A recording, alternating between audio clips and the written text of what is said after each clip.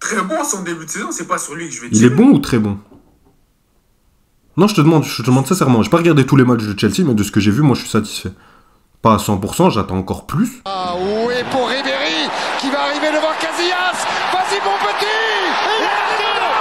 Il est dedans. Le premier but de Ribéry. Bonjour à tous, on espère que vous allez bien. Le statut est de retour pour vous divertir. On sait que c'est l'hiver, il fait très froid dehors. On reste à la maison, petit chocolat chaud, et on regarde le statut sur YouTube. Malik, comment tu vas? Ça va très bien, Ayoub. Je t'avoue, je suis un peu nostalgique pour ceux qui sont abonnés au statut depuis le début. Vous savez très bien qu'à cette période, c'était la Coupe du Monde qu'on avait commencé à lancer la chaîne. Et depuis, vous nous soutenez, donc merci d'être là. Mais Ayoub, avant que tu lances le sommaire, on doit parler de nos nouveaux partenaires. Et c'est un peu cadeau pour vous, si on peut dire ça comme ça, Ayoub. D'accord. Explique-le un peu. Bon, vous qui êtes fans de foot, de MMA, de natation, de tennis, peu importe, vous avez toujours rêvé de miser, de investir sur vos sportifs préférés. Grâce à Royalties, vous pouvez désormais le faire. Investir sur Hamza Chimaev, sur Vinicius, sur Franck Lampard. Non, il joue plus, désolé Malik, tu peux pas investir sur lui, mais sur n'importe quel autre sportif. Ils ont comme ambassadeur notamment Cyril Gane, oh oui, good job, Khabib, Hasboullah Oui. et plein d'autres. Bon. Vidéo de présentation. Vous l'avez vu dans le titre, on va parler d'un joueur que Malik affectionne particulièrement, Raheem Sterling, l'anglais de Chelsea. Pourquoi on va parler de lui? Parce que Malik et moi sommes vraiment pas d'accord et on se chamaille un peu dans la vie de tous les jours sur le fait que ça a été un flop sur les dernières saisons, oui ou non. Moi je pense que oui, lui pense que non, voilà. On vous a déjà donné à peu près les réponses, mais on va détailler ça avec le sommaire. Tout d'abord, est-ce que ça a été un flop à Manchester City? Parce qu'il est quand même parti pour une somme, bref, on va y revenir. Entre-temps, il y a eu un Euro où il a été plutôt bon. Est-ce qu'il a été très bon? Est-ce que ça a été un des meilleurs joueurs? On en reparlera. Et maintenant, on va parler de son passage à Chelsea, sa dernière saison et son début de saison. Est-ce que c'est le nouveau Eden Hazard? Est-ce qu'il va carrer Chelsea? Et comme on veut vous faire participer à nos vidéos, à notre aventure, on a une question pour vous. Où placer Sterling dans le top des ailiers? Que ce soit dans le top des ailiers en Première Ligue, dans le top des ailiers mondiaux. Est-ce qu'on le place parmi les Salah, Mané? Est-ce qu'il est un cran en dessous? Est-ce qu'il peut être comparé à, je sais pas, Rafinha du Barça? Dites-nous Ouais, tout. ouais, Dites-nous... ouais. Non, mais je demande. Moi, c'est juste des hypothèses. Donc bon, on va passer à la vidéo si tu me permets, Malik. Je vais juste un peu introduire sur un flop à City. Pourquoi moi, je suis désolé. Hein. Oui, je suis désolé, hein, Malik. Mais pourquoi on s'est posé cette question? Parce que personnellement, moi, j'étais assez déçu des deux dernières saisons de Raheem Sterling où je voyais que il était vraiment en dessous de son niveau habituel, déjà. Son niveau des standards que j'attends, moi, personnellement, de Raheem Sterling. J'ai été assez déçu. Et surtout que, si on prend le deuxième point, et ça, on va en parler, je pense, tout au long de la vidéo, ça va être un des fils conducteurs. Moi, personnellement, j'attendais de Raheem Sterling qu'il fasse passer un cap à Manchester City Allez, et que lui-même passe un cap dans son football. Que lui-même devienne un joueur plus décisif. Ça a toujours été un joueur qui a su mettre énormément de stats, qui a su marquer, être plus ou moins régulier tout au long de la saison. Mais malheureusement, on n'a pas eu ça pour Raheem Sterling. Et enfin, je trouve qu'on n'a pas eu ça de la part de Raheem Sterling et ça m'a assez déçu. Et la preuve est que il part de City pour 60 millions d'euros dans un autre club anglais. La même somme que Ferran Torres. Si ça, c'est pas évoquant que Raheem Sterling a été un échec pour moi sur sa fin de passage à Manchester City, bien sûr pas dans la globalité, parce que quand on le récupère, c'était qu'un jeune qui courait très vite à Liverpool, et au final, on a eu un joueur qui a aidé cette équipe de Manchester City pendant plusieurs saisons et qui était important dans cet effectif. Mais sinon, sur la fin, moi, je reste très, très, très, très déçu de Raheem Sterling. J'aurais aimé qu'il fasse beaucoup plus pour Manchester City. Maintenant, il fera sûrement, et on l'espère pour Malik, hein, parce que même s'il est un peu chiant et qu'il crie beaucoup, on l'aime quand même, on espère qu'il fera les beaux jours de Chelsea. Allez Malik, dis-nous ce que t'en penses. Alors, c'est absolument n'importe quoi de la part d'Ayoub. Il est super dur avec Sterling, mais super indulgent aussi avec Foden. Oui, je la place parce qu'on a ici eu énormément de débats avec Foden et Mahrez. Alors, pourquoi Ayoub trouve que Raheem Sterling n'était pas dans ses standards ces deux dernières saisons à City? c'est parce que si on prend que les stats en première ligue, même si on ne se base pas que sur les stats, bien sûr, on regarde les matchs, etc. Il trouve que déjà il a moins marqué que les saisons Ah, d'avant. Foden vient d'avoir 23 ans. Non, mais continue. Et alors Saka, il a quel âge? Normalement, Saka, c'était pas censé être lui le titulaire là de l'Angleterre. On s'attendait à ce que ce soit Foden, on est d'accord. Mais là, maintenant, il n'y a même plus de discussion, limite. Pourtant, on n'est pas sûr que. Comment dire? Pourtant, beaucoup pourraient penser que Foden, c'est un meilleur joueur que Saka. Tu vois ce que je veux dire? Mais c'est même pas le même profil. C'est pas du tout le Oui, même mais profil. en ailier droit de l'Angleterre, quand ils avaient tous les deux 18-19 ans, tu pensais plus que qui allait être titulaire pour l'Angleterre pour les prochaines D'accord, années. est-ce que ça veut dire que Foden est un flop? Il a fait une J'ai mauvaise pas dit saison ça, à 21 ans. j'ai pas dit Il a ça. fait une mauvaise J'ai- saison j'ai à pas dit ça. 21 ans. J'ai pas dit que c'est un flop. Sur J'ai pas dit sur que c'est la un fin de flop. saison, Saka, ça n'a pas été bon. Hein. On l'a critiqué. J'ai Hein. pas dit que c'est un flop. J'ai Ok. pas dit que c'est un flop. Ok, fais J'ai dit attention. que t'es beaucoup. Et on, Enfin, et on j'étais ver- très et indulgent. on verra à avec l'Euro, Foden. on verra à l'Euro qui sera titulaire. Oui, Ok, on verra. Mais après, attends, est-ce que tu t'attendais que Saka explose à ce point-là? Non, clairement pas. Il y a aussi eu de la surprise de Saka, c'est pas que Foden qui a baissé un peu de niveau. Et de toute façon, Oui, mais Pep je Guardiola veux dire, avait c'est prévu. normal. Est-ce que Pep Guardiola avait prédit que Foden baisserait un peu de niveau? Mais pourquoi tu me parles de Guardiola? Moi, je dis juste que Ce qui me passionne. Ayoub est très indulgent avec Monsieur Foden, mais il veut faire le dur avec Monsieur Sterling. Donc, Bien je sûr. reviens sur Sterling. Pourquoi il trouve que Sterling a baissé ses standards? Parce que Ayoub voulait que, comme en 2019, 2020, je crois 2018-2019, Sterling mette 20 buts en première ligue, mette 30 buts toutes compétitions confondues, qui marque dans tous les matchs importants, etc. Ayoub trouve que non. Sterling a mis des buts, mais c'était contre des Wolverhampton, des Norwich, donc on s'en fout.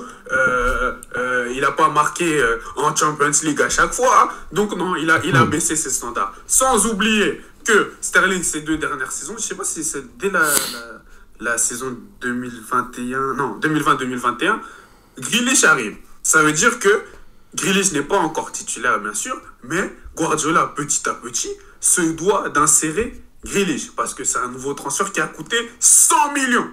Ça explique aussi pourquoi tu dis que Sterling est parti pour peu, mais lui qui part avec Gabriel Jesus, limite ça rembourse les 100 millions qu'on a mis sur Grealish. Mais ça, Ayoub ne veut pas le mentionner. Tout ça pour dire que les 2 dernières saisons de Sterling n'étaient pas ses meilleures saisons à City, c'est vrai, mais c'était pas des saisons où il a été nul, comme peut le penser Ayoub. Est-ce que Il j'ai a fait dit? des Non, bonnes non, saisons. non, dis pas ce que je pense, ce que j'ai dit.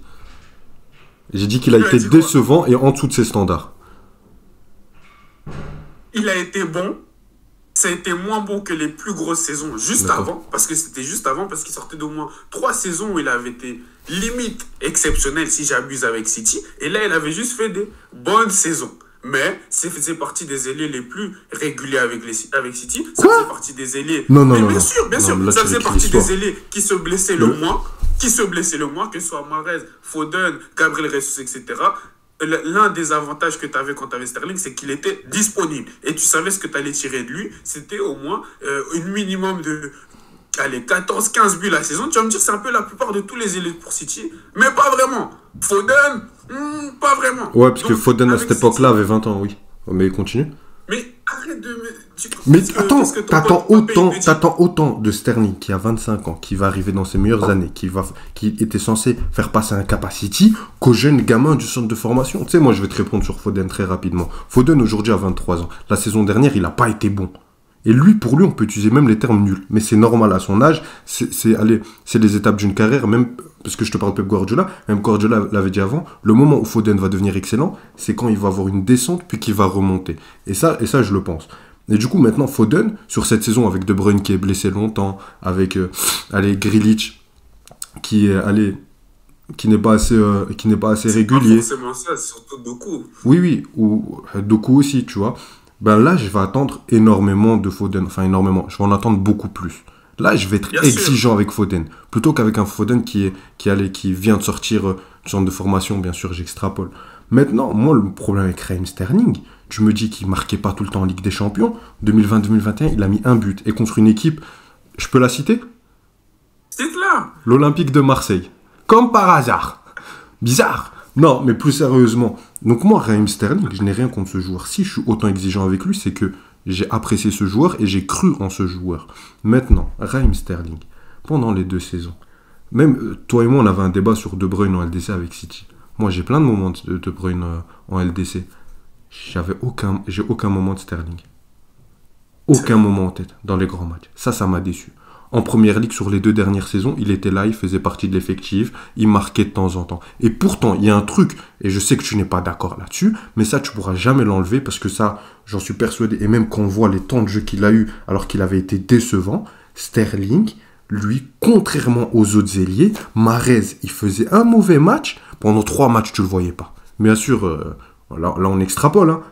Alors que Raheem Sterling était constamment mis sur le terrain, malgré des performances moyennes, voire mauvaises. Sterling a toujours eu la confiance de Guardiola pendant très longtemps, jusqu'à qu'il n'a plus, qu'il est parti. Mais pendant ces 2 saisons-là, Pep Guardiola n'a cessé de le faire jouer. Donc là-dessus, il n'a pas d'excuse. Un Riyad Mahrez, moi, je pourrais avoir l'excuse de oui, mais regarde Pep Guardiola, il le fait jouer 3 matchs là, puis après 3 matchs là, puis après 3 matchs là, et après il doit rentrer et faire la différence. Bien sûr que c'est plus difficile qu'un joueur qui va jouer ses 50 matchs où il est sûr d'être titulaire. Pour Raheem Sterling, là, j'ai même pas cette excuse-là. Moi, c'est ça qui me dérange. En Champions League, quand même un peu. Oui, en Champions League, quand même un peu. Mais t'as un gros match de Raheem Sterling en Ligue des Champions avec City. Moi, je me rappelle, tu sais, c'est quoi, j'ai quoi comme souvenir de Sterling avec City? C'est le match contre l'Olympique Lyonnais. Et là, en plus, là, il faisait une bonne saison avec le Covid, même le restart. Cette saison-là, on avait aimé. Mais il a jamais su faire passer ce cap. Et même s'il a pas réussi à faire passer ce cap, c'est même pas qu'il a stagné. C'est qu'à un moment, il a régressé. Et c'est moi qui me dérange dans son passage à City. Mais bon, je te laisse conclure sur le passage à City. Comme ça, on va vite passer sur l'Euro. Moi, je vais juste finir en disant que, en fait, toi, tu avais des attentes pour moi de Sterling qui n'étaient pas... je vais abuser quand je dis le terme. Réaliste. Dans le sens où toi, tu le voulais au niveau des Salah, Mané, des saisons high comme ça, pendant 4, 5, 6 saisons. Mais... comme on en a discuté toujours et on doit en faire une vidéo, d'ailleurs, n'hésitez pas à dire en commentaire, être lié à City, même si oui, Sterling a peut-être un peu plus joué que les autres, mais c'était dû aussi au fait que c'était celui qui était le plus disponible. Être lié à City, c'est dur de devenir la réelle, comment expliquer ça? La réelle star, la réelle, comment je vais dire ça? C'est que Guardiola va faire en sorte qu'on ne va pas dépendre que de toi. C'est très rare. De Bruyne était le meilleur joueur de City. Et même s'il n'y avait pas de neuf, même quand Agüero était parti et que Haaland n'était pas encore là, on comptait sur la contribution de ses ailiers qui allaient mettre des 10-15 buts par saison. Et c'était ça qu'on attendait de Sterling. Donc, même Guardiola, je ne sais pas s'il peut dire qu'il est vraiment déçu de Sterling. C'est une légende de Manchester City. Et oui, je ne pèse pas mes mots. C'est une légende de Manchester City. Mais bien sûr, demande aux fans de City. Ils te diront. Sterling, c'est une légende de City. Je sais pas, peut-être. Bien sûr. Après, bien sûr, pour être une légende de City, n'ayons pas peur de le dire. Tu me dis pas décisif, t'es une légende. Hein. Excuse-moi, le supporter m'a dit. Il fait partie des meilleurs buteurs de... Bref, pour moi, je trouve que tu l'attendais à des niveaux de Salah et Mané. Mais c'était un contexte différent par rapport à eux. Parce que même les meilleurs ailiers de City, comme un Doku, par exemple... J'ai une question. Tu penses que Pep Guardiola n'a pas essayé de faire que Sterling soit un des joueurs qui porte City, parce qu'il veut pas qu'un joueur, mais tu penses pas qu'il a essayé de faire que ce soit un des joueurs majeurs, quand tu vois le temps de jeu qu'il lui a donné, malgré qu'à des moments c'était moins bon? Tu penses pas qu'il a essayé de faire de lui? Oui, mais après... Oui, mais bien sûr, mais il l'a été, c'est pour ça que quand ça allait moins bien, parce que Mahrez aussi par moment en Ligue des Champions, c'est celui... Mahrez, c'était celui... Ah, maintenant tu le dis. De quoi? Maintenant tu le dis. Que Mahrez, c'était l'ailier, enfin c'était la personne la plus importante de City en Champions League. Je te disais même plus que De Bruyne. Tu me disais, oh non, Foden quand même. C'était il a fait une meilleure saison. Non. Sur la régularité, je préférais Foden que Mahrez. Sur la régularité de la saison. Mais le joueur le plus important de City, à part Rodri, parce que Rodri c'est le meilleur joueur de tous les temps de City, lui c'est... Non, mais... Mahrez, c'était le joueur le plus important de City en Ligue des Champions. Et lui, malgré ça, quand il ratait 1 ou 2 matchs, il n'avait pas le passe droit que Sterling avait. Bien sûr que Sterling méritait, parce qu'avant, il était très bon, etc. Il était régulier, il allait apporter les standards minimums, qui étaient des standards très élevés pour un ailier en Première Ligue, il n'y a pas de souci. Et à ce moment-là, c'était un joueur qu'on aimait beaucoup et un joueur qui nous surprenait. Mais après, Pep Guardiola lui a donné et redonné sa chance. Tu le veuilles ou non? Bon. On passe sur l'euro? On passe sur l'euro? On peut passer. Bah, dites-nous en commentaire déjà ce que Dites-nous vous en pensez commentaire. de cette partie du débat.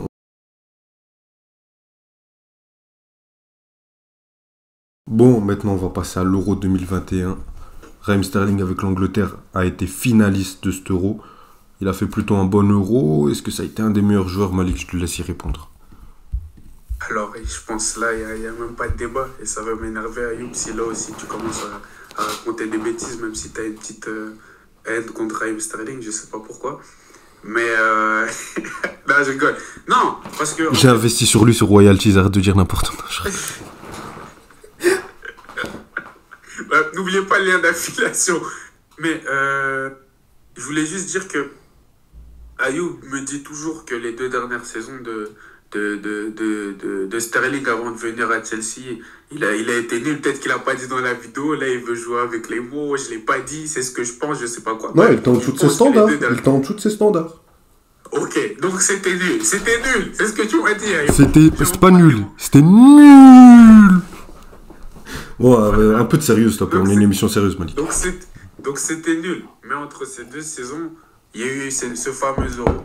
Et pour toutes les personnes qui ont vu ce Euro, qui ont regardé l'Angleterre, tout le monde sait que le meilleur joueur, clairement, de l'Angleterre, de cette nation, c'était Raheem Sterling, sans discussion possible. Que ce soit son but en 8e contre l'Allemagne, que ce soit son penalty provoqué contre le Danemark. Bref, des matchs super contre l'Ukraine. Je ne vais pas dire qu'il a fait un sale match, parce que toute l'Angleterre a fait un sale match quand tu gagnes 4-0. Contre l'Italie, vous allez l'en vouloir parce qu'il n'a pas marqué, ça allait au penalty. Combien de finales aucun joueur n'a été le plus impressionnant. On peut prendre même la finale de Manchester City si vous voulez cette saison. Donc non, pour moi c'était le meilleur joueur de l'Angleterre, c'était même le meilleur joueur de champ de l'Euro, parce que voilà, cet Euro c'est Donnarumma qui a gagné, et que voilà, on sait que quand l'Italie gagne, c'est surtout un collectif qui gagne, c'est pas forcément un joueur individuel qui porte l'équipe sur ses épaules et tout, comme Messi entre guillemets a pu le faire avec l'Argentine. Donc non, pour moi cet Euro c'était le meilleur joueur de champ. Il fait un gros Euro, après qu'il soit en dessous de ses standards pour Ayoub avec City. Et après, on a fini sur le cas City. Donc non, moi, cet Euro, je pense pas qu'il y a de discussion à avoir. Je pense que Ayoub sera d'accord avec moi. Et s'il l'est pas, s'il vous plaît, vous avez le droit de l'insulter en commentaire, s'il vous plaît.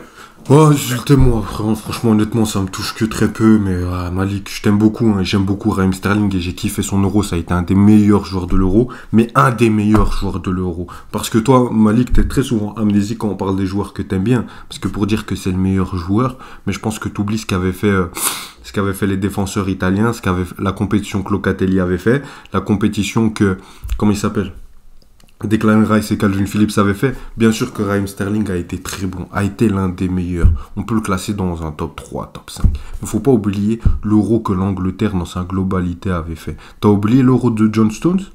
Hein? T'aurais oublié ça? Pas le contraire. Non, mais de dire que c'est le meilleur joueur, comme s'il avait été au-dessus dans la compétition, ce n'est pas vrai.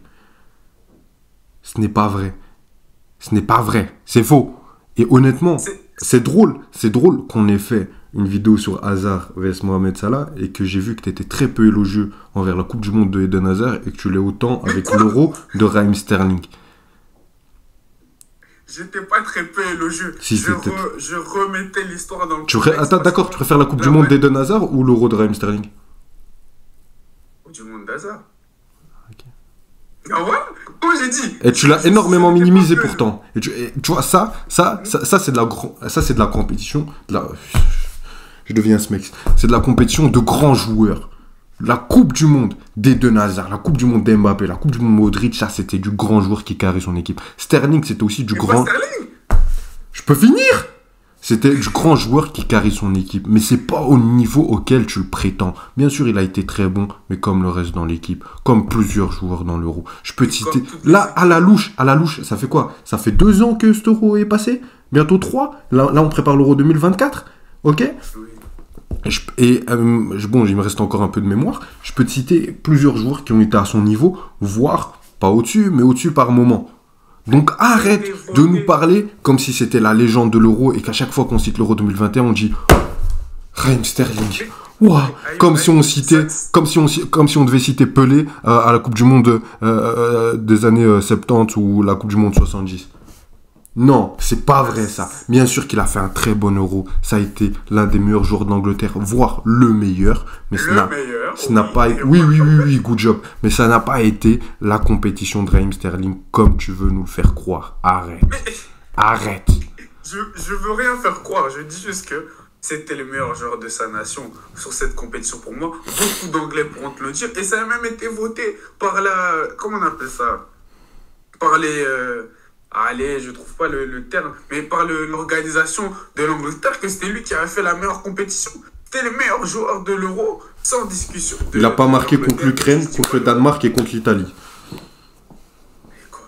Je croyais qu'on regardait les matchs. C'est ce que tu me dis tous les jours. Ouais, non, là, j'avoue. C'est juste les buts. Non, j'avoue.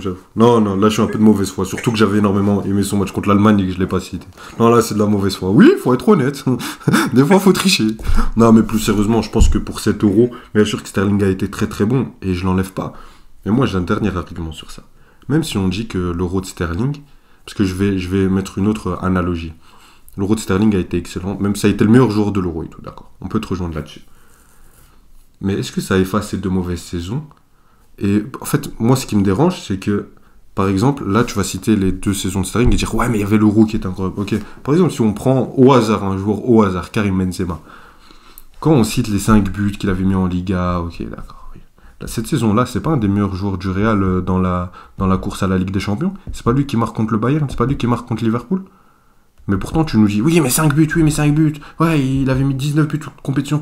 Ok, d'accord. Et le travail qu'il a fait à côté, ça tu l'oublies. Et toi et moi, on est d'accord pour dire que la Ligue des Champions est plus difficile à gagner que l'Euro. Oui ou non? Oui, on fait d'accord. Merci, c'est bon, j'ai vu ce que je voulais.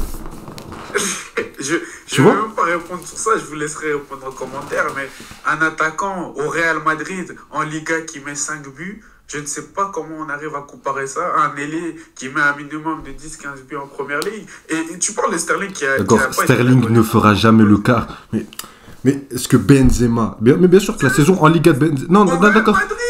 Mais ce que je vais t'expliquer, c'est que la saison en Liga... Non, d'accord. Non, mais Malik, écoute-moi. Regarde-moi dans les yeux. Non, parce que là, je suis très sérieux. Moi, bon, d'accord, je suis sur Benzema, je suis peut-être pas objectif. Mais là, je vais essayer de l'être. Moi, je vais pas te dire que Benzema a fait une bonne saison en Liga. Je vais pas te dire... J'avais mis combien de passes décisives? Non, je vais pas te faire ça, Malik. Moi, je vais être honnête. Sa saison en Liga, elle était pas bonne.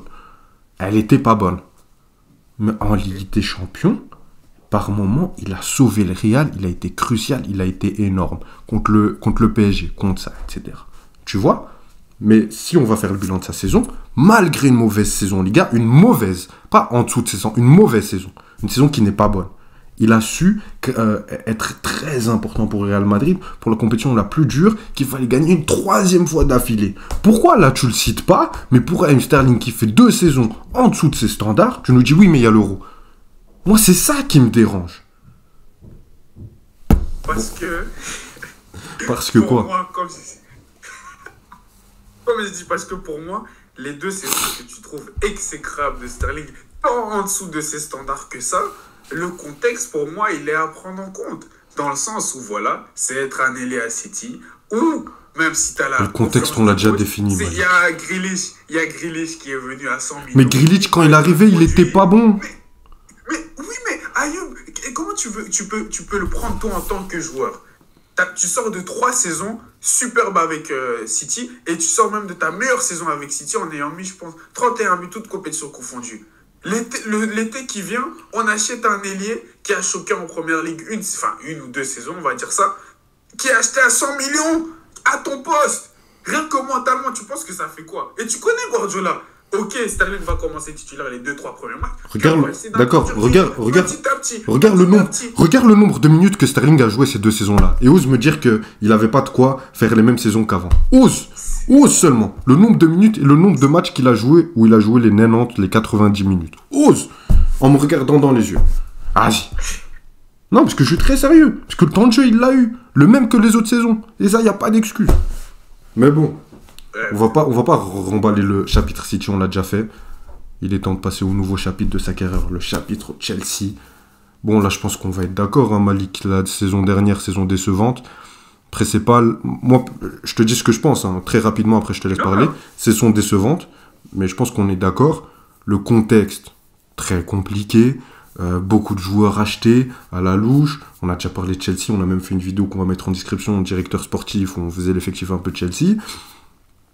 Où voilà, c'était pas facile. Première saison à Chelsea, même s'il connaît le championnat, même s'il connaît ses adversaires par cœur et qu'il connaît à peu près ses coéquipiers, c'est trop difficile. Quand t'as un changement d'entraîneur, quand t'as Graham Potter où la soupe ne prend pas, et même si c'est moi qui avais conseillé, mais non, mais même si c'est moi qui avais conseillé Graham Potter, j'avoue que c'était pas une bonne idée. Mais bon, donc là-dessus, moi je vais pas lui tirer dessus, même si j'attendais qu'il porte quand même Chelsea. Mais bon, je trouve ça tout à fait normal. Maintenant, moi sur cette saison et sur la suite à Chelsea, moi je vais en attendre davantage. Et je vais pas attendre que juste... Mais oui, mais bien sûr. Mais je vais pas attendre qu'ils mettent un doublé contre Norwich, que tu me fasses un snap. Parle Ayoub. Non, je vais attendre de la continuité tout au long de la saison et que ce soit l'élément offensif qui porte Chelsea au niveau sur le plan offensif. Moi, c'est ça que je vais attendre de Raheem Sterling aujourd'hui. Parce que si aujourd'hui tu me dis, oui, mais Chelsea c'est difficile, parce que des fois il doit jouer à droite, parce qu'il y a Modric qui doit jouer à gauche, donc on alterne, donc Pochettino c'est pas encore. Si tu me sors ces excuses-là, Malik, avec toutes les excuses de City, je suis désolé, hein, mais moi j'arrête de faire des vidéos ici. Parce qu'à un moment, il va falloir mettre les pieds dans le plat et dire la vérité sur Raheem Sterling, s'il n'est pas bon cette saison, ou si sur la continuité c'est pas suffisant.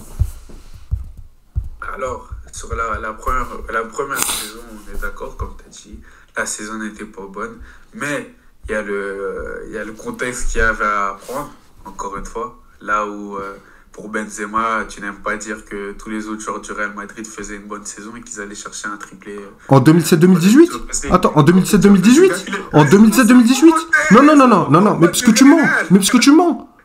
En 2007-2018, tu te rappelles des débats avant le match contre le PSG? Non, tu me taquines pas. Modric n'était pas bon, Cristiano Ronaldo n'était pas bon, tout l'effectif du Real était mauvais, en Liga le départ n'était pas bon, on parlait d'une page qu'il fallait tourner avec Zidane, et justement on disait oui le PSG c'est nouveau, etc. Les Real ils sont fatigués, un effectif trop vieillissant. C'était ça les débats, et on disait que le Real n'était pas bon, donc ne mens pas, merci. Mais fais attention, hein, je connais cette époque-là du Real, je la connais par cœur. Tu as raison, je le taquinais. S'il ment, n'hésitez pas à le dire en commentaire. Mais bref, non, sur Sterling, sa première saison, au-delà du contexte qui, voilà, à Chelsea est très chaotique, avec la perte d'un président pendant la saison, ce que les gens aiment bien oublier quand ils veulent se moquer de Chelsea, d'un président qui était là depuis 20 ans, qui a fait que Chelsea était le club d'Angleterre qui a le plus gagné sur les 20 dernières années. Bref, ça c'est encore la deuxième parenthèse. Il n'a pas fait une bonne saison du tout. Oui, il s'est blessé à un moment donné. La saison n'a pas été bonne. Depuis ce début de saison, Sterling, ceux qui disent « Oh, il est wash, oh, il est fini, oh, il est mauvais ». T'es satisfait de son début de saison? À ma gauche ou à ma droite? T'es à ma gauche ou à ma droite? Je suis à ta droite. T'es satisfait de son début de saison?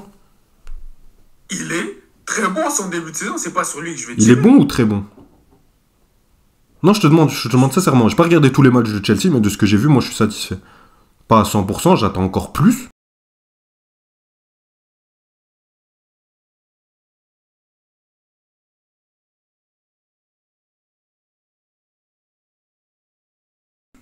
Sur les derniers matchs, par exemple sur le mois de novembre, ou le match contre City, j'ai apprécié. Le match contre Newcastle, j'ai apprécié. C'est super. Ok. D'accord. C'est super depuis le début de saison. Il est bon alors, on va dire. Sur le début de saison, il est bon. Mais il monte en puissance. Je pense qu'on pourrait plus dire ça. Il monte en puissance. Même le match contre Tottenham. Comme Chelsea. Comme Chelsea un peu. Comme Chelsea. On vient de se faire taper 4-1, mais il avait marqué par exemple. Il avait mis le but contre Newcastle et plein d'autres occasions. Comme encore ça. Un but inutile. Il a mis Nicolas Jackson qui ne veut pas tirer. Mais bon, ça c'est un autre sujet. On parlera de Chelsea plus en long une autre fois. Mais non, pour l'instant, moi je suis satisfait du début de saison de Sterling. Mais moi j'ai toujours cru en lui. Ayoub sait très bien. Je lui disais non, cette saison vous allez voir. Moi j'ai juste peur que Chelsea, on n'arrive pas à remonter assez et qu'on prenne trop de temps à pouvoir prendre notre rythme et gagner des matchs. Mais moi j'ai envie de croire que Sterling il a encore 2-3 bonnes saisons à nous donner. Il a quoi, que 28, 29 ans. Il a 28 ans. Il a toujours le jus. Combien? Il a 28 ans, je pense, mais je vais vérifier ça tout de suite. Donc moi j'ai envie de croire que Sterling peut nous offrir des belles années avec Chelsea, et pour moi il est pas fini du tout. Pas fini du tout. Il est juste mal jugé par certains comme la mienne à ma droite. Ben, vous avez vu la vidéo, je vous laisse juger. Effectivement, il a 28 ans. Malik, avant de finir cette vidéo, je vais te poser une question très rapidement. Chelsea, au moment où on parle, est 10e. Tu les vois finir quantième en fin de saison? I am very serious, don't joke, brother. Alors, vous allez dire que je suis pas objectif, que je suis fan de Chelsea, mais j'ai envie qu'on finisse dans le top 4. Mais j'ai peur qu'on finisse 5e ou 6e si on commence pas à gagner les petits matchs qu'on doit gagner. Parce que je sais que contre les grosses équipes, si je m'inquiète pas, les matchs contre les grosses équipes. On l'a montré contre le Big Six, c'est une victoire et 2 nuls, je pense. Ouais, 2 nuls, Arsenal-Liverpool. Nul contre City aussi. Donc, moi, j'ai peur qu'on finisse 5-6 parce qu'on n'a pas pris assez de points et qu'on laisse perdre trop de points contre les plus petites équipes comme on a fait contre Brentford, etc. Ok. Bon, on va vous reposer la question. Et toi, du coup? Moi, je vous vois finir 10e. Où placer Sterling dans le top des ailiers? C'est la question qui vous est attribuée, chers abonnés. N'oubliez pas, si vous voulez investir sur Sterling, sur n'importe qui d'autre, royalties, lien de parrainage en description. Un grand merci à vous. N'hésitez pas à liker, vous abonner, activer la cloche. Et on vous dit à demain pour une prochaine vidéo. Merci à toi, Malik. Merci à vous. Merci à toi, You. Ciao, ciao.